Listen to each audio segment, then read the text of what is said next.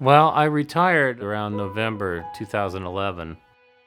I was really grasping for something to do. So I called a friend of mine and I said, let's go to Berlin, Ohio there. And we took a buggy ride, stuff, and then we were headed back. And I said, I've had enough. I can't drive anymore. I've been driving since 4 o'clock and it was like, 6 o'clock in the evening.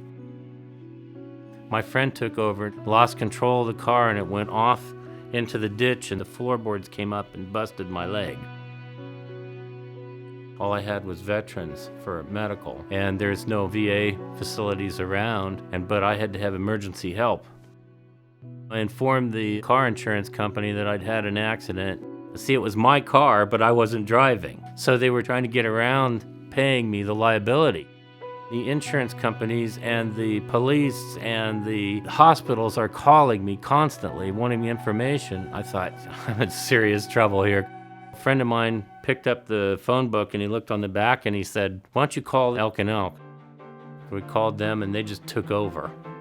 For Jeff, I took a lot of pride in being able to get that coverage issue resolved quickly, get him back into transportation, help guide him to where he was getting the right medical care and treatment so the doctors were able to get him as well as he can get, and then build the case in the right way to help him get as much of a financial recovery as he could. And I think we really made a difference for him. They did everything they could to help with the financial part, and they got all of the money from that was on the contract for the insurance company. I got all of it. I was able to pay the medical bills and have to worry about being sued by the hospitals.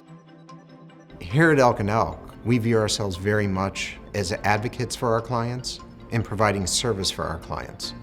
And while it can be scary to hire an attorney, it is very often beneficial for the client so they can get the right result, not be taken advantage of, and have somebody who's going to make sure that they're treated like human beings and treated for who they are and not be a box to check off on a piece of paper or treated as another number.